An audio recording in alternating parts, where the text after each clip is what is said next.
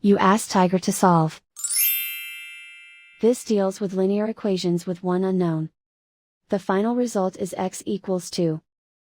Let's solve it step by step.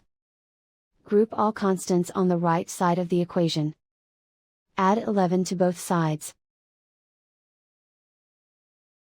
Simplify the arithmetic.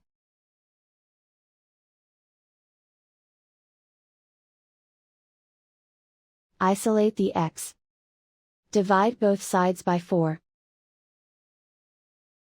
Simplify the fraction. Find the greatest common factor of the numerator and denominator. Factor out and cancel the greatest common factor. And so the final result is x equals 2.